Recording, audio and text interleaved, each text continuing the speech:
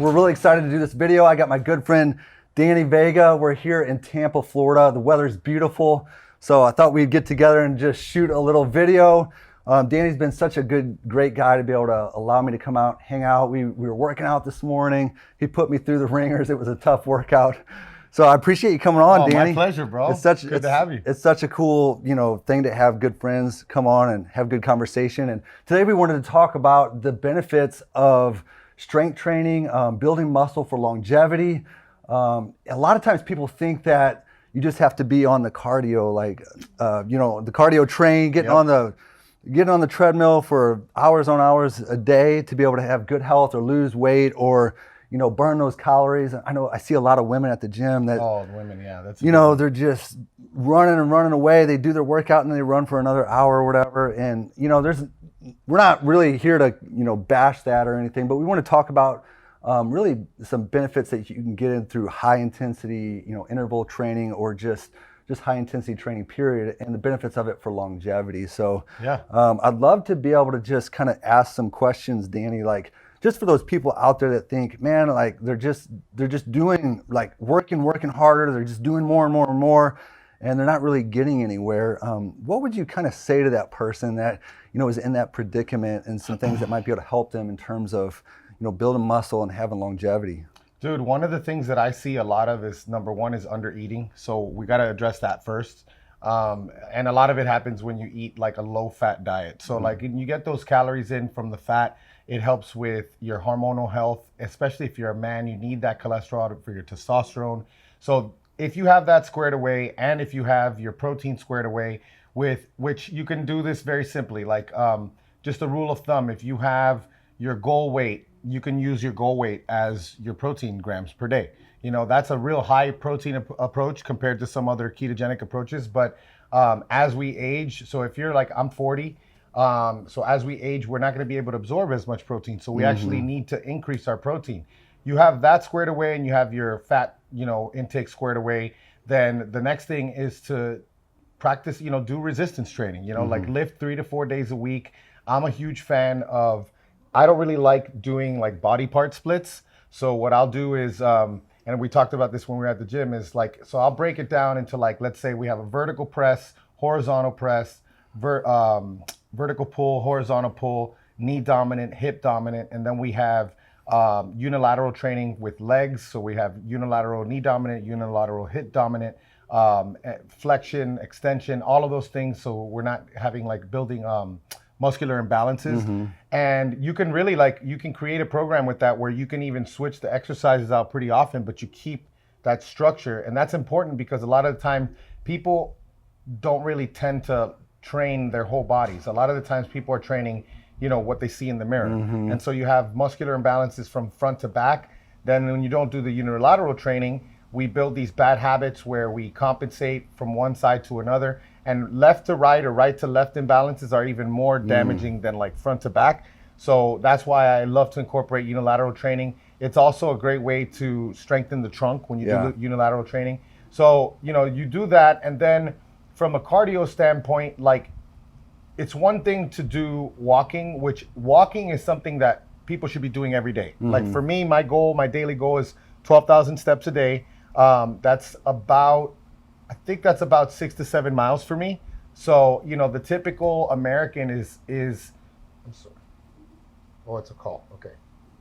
Sorry about that. So it's Mauda. I'm the typical American is walking 1 to 2.5 miles a day, and our ancestors were walking 5 to 10 miles a day. So that's my goal, is to have 6 to 7 miles a day. And that's just a daily baseline that has nothing to do with your workouts. Now, if you want to start doing cardio on top of that, I'm not a fan of that because, we just had Cynthia Monteleone, Fast Over 40.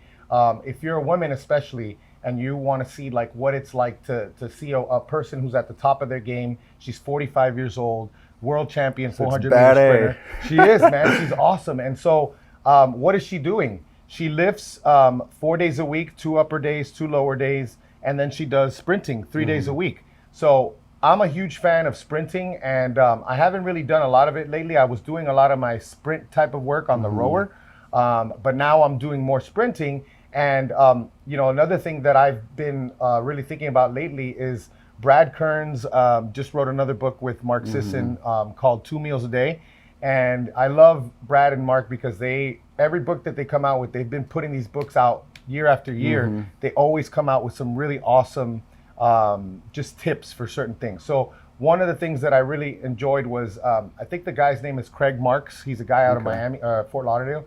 And he talks about the difference between high intensity interval training and high intensity repeat training. So high intensity repeats is what I like to do because it's full rest. So like, let's say you want to do start by doing like a sprint activity where you're going 80-90% for like 8 to 10 seconds. And then, walk or rest for like 3 to 4 minutes until you're completely recovered, because you're going to get so much more out of your workout if you can go all out on those reps.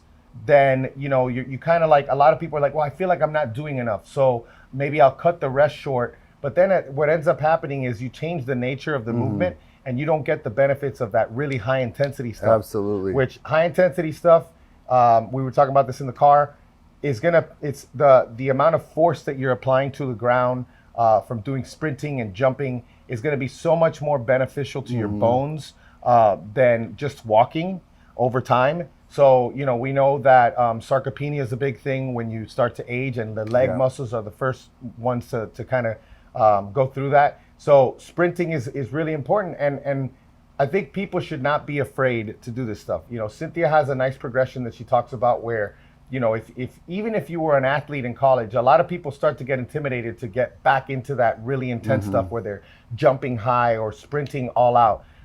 One thing you can do is start by walking uphill. That's going to help you do, dorsiflex the ankle, which is very important with the sprinting motion, and then just building up your muscles. From there, over a period of a few weeks, you may start to jog up the hill, then sprint up the hill.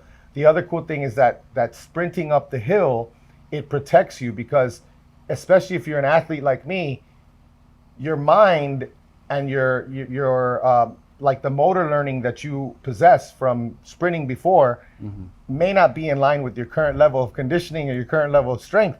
So you might go to open up on a sprint for the first time in years, and then you find yourself pulling your hamstring or something like that. So one of the things I love about doing hill sprints, doing sprints with, either a bungee attached to you, or even like a sled, is that it's going to shorten your stride, so you're not going to have to open up as much, and then you lower the risk for hamstring injury.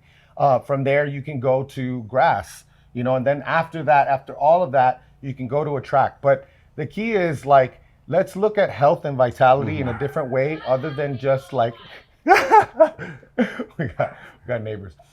Let's look at health and longevity in a different way as we do now. Right now, what we're looking at is we isolate a variable like cholesterol or LDL, and then we say, that's bad, let's work on that. What about being able to sprint in your 50s? What about waist to hip ratio, body fat percentage? How much muscle are you carrying? Those, to me, are better signs of vitality. And to be honest, I'd rather live until I'm 75 or 80 and be able to sprint and move and have my wits about me than, being kept alive pharmaceutically into my 90s and 100, where, that's the difference between lifespan and health span. Health span is what we should be all be looking at, but we don't do that. Yeah, man, you couldn't hit it better. That's something that I talk about all the time, and it's something important to me. I want to have a good quality of life when I'm older. I was telling Danny when we were driving here, I'm like, man, I want to be 80 years old and out pacing my grandkids. Yeah. Come on, boys, let's go. And I guess probably to sum it all up, and maybe if you have a few comments, because we don't have a lot of time, got some other things to do, but I do know, we were talking about Gabrielle Lyon. She was talking about how muscle improves almost every metabolic factor in your health, whether it's hormonal function, reducing inflammation. You were even talking about how overrunning can influence your gut microbiome in a negative way, where you're doing too much steady state running. Did I interpret that right? Yeah. That I just learned that from Cynthia. I have this fresh in my mind because long distance running changes your gut microbiome. Now, if you look at PubMed and you look up, distance running and gut issues, gut dysbiosis, just that happens all the time. Now, it could very well be that the way they're fueling is causing that, because we know that if you, after a certain amount of hours of eating carbs, you can get like diarrhea and you get things like that. But it's also the way they've been able to show that the gut microbiome changes with that long distance running. You know, sprinting and intense exercise increases BDNF, which is brain derived neurotrophic factor. This is what causes us, you know, up until like 20 years ago, we didn't know that neurogenesis was a thing. Now that we know that, not only do we know that there's certain activities like the ones we've mentioned that can increase NGF, like neural growth factor, and BDNF. And BDNF is a protein that rebuilds neurons, right? Yes, yes. And that's super important for learning and memory retention and motor, just, you know, motor skills and things like that. And so we know there's certain things that you can take, like lion's mane, that'll increase that. CBD is associated with either NGF or BDNF. My buddy Anthony J, he's got a whole Excel spreadsheet on things that increase BDNF and NGF, which great from a supplement standpoint. But what we can do with our activity, with our lifestyle, we can do that as well. So we talked about as we age, one of the things that people get wrong is, like, we know that if you have if you're heavier and you get cancer, your chances of living are greater. But it's not just heavier from body fat. You know, that's not going to be helpful, because you have all types of hormonal issues that live with fat, you know, estrogen and all that. It's muscle, you know? And so, like, if you have muscle, you're going to be more resilient when you have an insult like a cancer, and I forget who it is. I think it's Thomas Seyfried or one of these guys that says, like, you know, with cancer, your immune system only has to get it wrong once, you know? So you really have to have your immune system as healthy and as resilient as possible. So, like, if you're doing all the things that you need to do, like hormetic stressors, like, you know, hyperthermic and hypothermic conditioning, you know, doing the sauna, doing, you know, cold showers, cold baths, things like that, incorporating some fasting, all of these things that we do, you're incorporating that, you're making yourself more resilient. Like, lifting and intense exercise has to be a part of it, you know, and I know that it's not a popular thing because people like hacks, you know, people like the easy way. Yes, you should be walking, but you should also be sprinting. You know, like you don't just do one or the other. You got to challenge your body. Like, you got to, you know, our bodies are so adaptive and we can adapt to any stimulus. And so it's definitely something we've got to like challenge it to give it a hormetic stress that we need, you know, like I think that's kind of what you're talking about. Yeah. And so you mentioned the other thing about as we age being, you know, having muscle, you know, protein intake is huge. You know, the other thing is that, you know, you can really like overeat protein, and there's no, I think Dr. Naiman mentioned this years ago, like they had a study where they had people eating, you know, a certain amount of protein per kilogram, where these people were eating like 400, 500 grams of protein, and there was no way for them to induce like obesity. Fast like they could, they could eat all this protein, but they don't gain fat, you know? So protein has a higher thermic effect, you know, so we always say that, you know, carbohydrates and protein are 4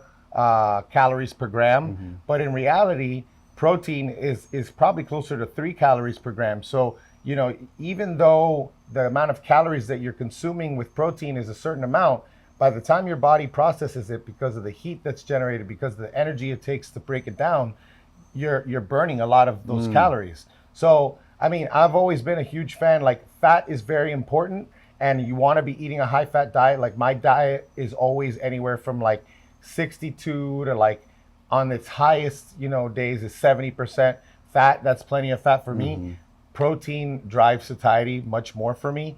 Like if I sit down and I eat like 2 pounds of meat in one sitting, it takes me a long time and I am full for a long time. But the cool thing is, like, I'll eat that, and then, like, you know, an hour later, my stomach will be flat.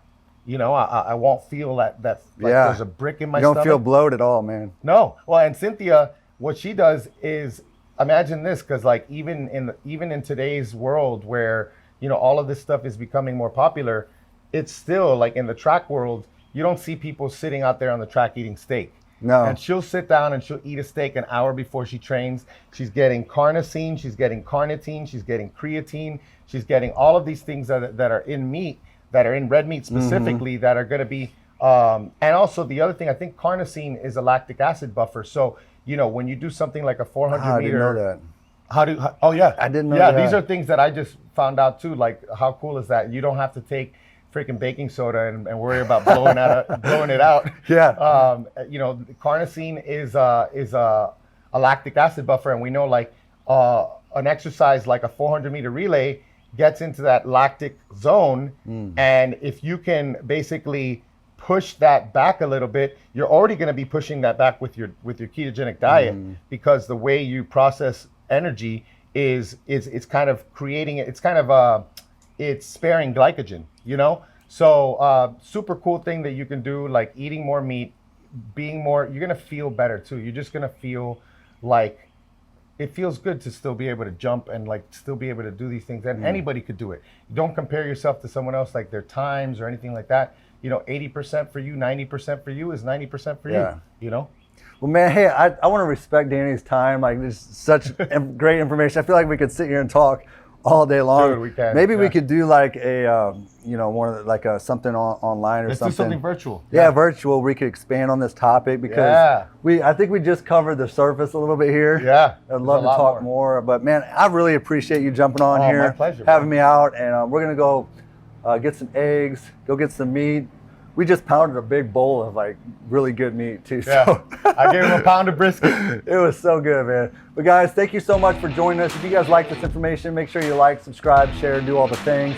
Hey, if you don't like to do all the things, then don't do all the things. Well, we'll talk to you later, and peace.